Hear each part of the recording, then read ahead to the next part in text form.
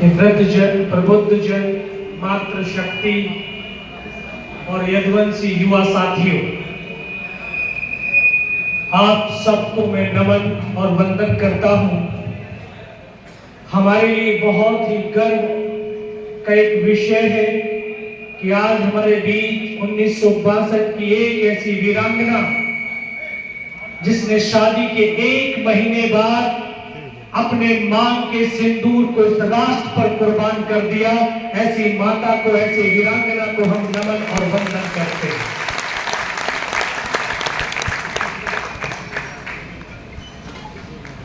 आज जो यदुवंश के शौर्य का, मान का, अभिमान का प्रतीक वो रजांगला रज कलश यात्रा दक्षिण भारत से होती हुई मध्य भारत अभी आज उत्तर प्रदेश में प्रविष्ट हुई है। और ये यात्रा युवाओं को जगाने की यात्रा है। ये यात्रा भारत के शौर्य और वीरता को बताने की यात्रा है। और ये बताने की यात्रा है कि ये अहिरानियों ने अपनी कोख से ऐसे बेटों को जन्म दिया जिन्होंने अपने लहू की एक एक बूंद को और अपनी सांस को इस राष्ट्र पर कुर्बान कर दिया। ऐसी माताओं को नमन और वंदन है। 120 शहीद जो रजांगला की चोटियों पर लड़ते लड़ते 114 हमारे वीर अहीर शहीद हो गए। ऐसी युद्ध पूरे विश्व की अगर आप लड़ाइयों का आकलन करेंगे तो टॉप 10 बैटल्स में से एक बैटल रजांगला की बैटल है।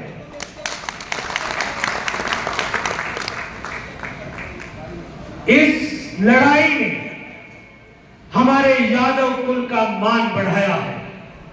हमारे युवाओं की वो पहचान, वो सैनिकों की एक पहचान दी कि यदुवंशी युद्ध का क्षेत्र हो या खेल का क्षेत्र हो, कभी कदम पीछे नहीं हटाते बल्कि सर कटा देते हैं और अपनी भारत मां की आन और बान को, अपनी शान को बढ़ा देते हैं। मुझे भी मौका मिला इन शूरवीर योद्धाओं के द्वारा प्रतिष्ठित ऐसे मान को कायम रखने का उस 99 कारगिल युद्ध के दौरान। आप जानते भी होंगे कि 527 मां भारती के बेटों ने इस कारगिल के युद्ध में अपने प्राणों की आहुति दी। क्या ये जानते हैं इन 527 में से कितने यादव बेटे थे? नहीं जानते, क्योंकि रील बनाते पूरे दिन। 121 527 में से 121 यादव वीर अहीरों ने कारगिल की पहाड़ियों पर विजय पताका फहराया था। हम हाजी पीर की लड़ाई ले लें या 1948 से लेकर के 2025 तक जितने भी भारत की सेना ने, भारत ने युद्ध लड़े, उसमें अगर शहादत का प्रतिशत देखा जाए तो 40% से ज्यादा अहीरों ने कुर्बानियां दी हैं। आज भी अगर आप देख रहे होंगे, अगर देश की सीमाओं पर 10 सैनिक शहीद होते हैं तो उसमें से 4 यादव वीर अहीर होते हैं।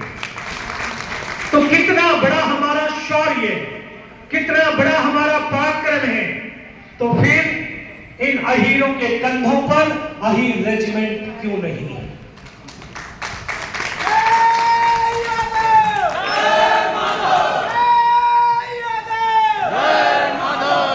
आपने शायद कभी इन विषयों को बड़ी गहराई से समझा नहीं होगा, सोचा नहीं होगा।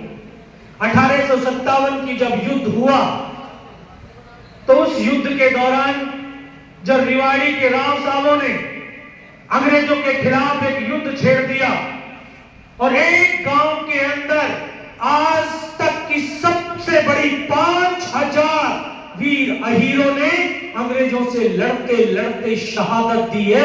इससे बड़ा एक दिन के अंदर इतना बड़ा शहादत हुआ नहीं है। तब अंग्रेजों को लगा कि ये अहीर हमारे दुश्मन है अगर इनकी रेजिमेंट बन गई तो ये हमको उखाड़ फेंकेंगे। तो इन्होंने इसलिए हमारी रेजिमेंट को नहीं बनाया, सिर्फ उन कास्टों की रेजिमेंटों को बनाया जिन्होंने अंग्रेजों का साथ दिया था, वो उनके वफादार थे। और अहीर इस भारत मां के वफादार हैं। ये लड़ाई बहुत कठिन भी नहीं है। अगर ये 26 करोड़ यादव एक साथ इकट्ठे हो जाए तो अहीर रेजिमेंट के इस नंबर को, नाम को कंधे पे लिखने से दुनिया की कोई ताकत रोक नहीं सकती है। लोगों ने भ्रम फैला दिया है कि ये तो एक शराब लगा हुआ है। ये शराब नहीं है, ये भ्रम फैलाया गया है ताकि हम एक साथ इकट्ठे ना हो पाए। कोई शराब नहीं दिया गया, गांधारी ने कोई शराब नहीं दिया। कभी महाभारत पढ़ करके देख, उन ग्रंथों को पढ़ करके देख। कुछ लोग जो अपने आप को पंडित कहते हैं, उन्होंने अपनी विचारधाराओं के तहत ये मनगढ़ंत कहानियां चला दी कि ये उनका शराब लगा हुआ, इसलिए यादव इकट्ठे नहीं हो सकते। यादव इकट्ठे हो सकते हैं, ये बड़े अनुशासित हैं। लोग कहते हैं ये तो गाय चराने वाले हैं। बिल्कुल, हम तो बड़ा सीना ठोक करके कहते हैं हम गाय चराने वाले हैं, दूध और दही को खाने वाले हैं। तभी तो उस बॉर्डर पे खड़े होकर के सीना तान करके गोलियां खाते हैं। क्योंकि जो हल चलाता है, जो गैया पालता है, जो दूध पिलाता है, उसी के अंदर सामर्थ होती है सीमा पर खड़े होकर के सीना तानने की, बाकी किसी में नहीं होती। ये हमारा शौर्य है। तो हमें जो है, हम जो हैं वो हैं, उसको कोई बदल नहीं सकता है। बहुत लोगों ने बदलने की कोशिश की होगी लेकिन कोई नहीं बदल पाया। और एक और अभी वीर अहीरों के ऊपर एक फिल्म बनी है, वीर 120 बहादुर, और उसका मध्य प्रदेश के मुख्यमंत्री माननीय डॉक्टर मोहन सिंह यादव ने उस फरहान अख्तर जो डायरेक्टर है उसको ये चैलेंज भी दे दिया, एक निमंत्रण भी दे दिया, अगर हमारे इतिहास से छेड़छाड़ करोगे तो ये ठीक नहीं है। अगर हमारे इतिहास को सही सही दिखाओगे, 120 अहीर उस फिल्म का नाम दोगे तो आपको मध्य प्रदेश में फिल्म में सब्सिडी भी मिलेगी। तो ऐसे नेता इस समाज के उभर करके आने चाहिए। ये नेताजी की बदौलत, जो श्रद्धेय नेताजी की बदौलत, जिनकी बदौलत ये सैनिकों का पार्थिव शरीर हमारे घर आंगन में आने लगा है, ये इनका इससे बड़ा काम किसी भी रक्षा मंत्री ने आज तक नहीं किया। तो ये हम सबका, हमारे समाज का जो गौरव है, जो हमारे ये रजांगला के वीर हैं, इनकी शौर्य को समझना, इससे युवाओं को जागृत करना ये बहुत जरूरी है।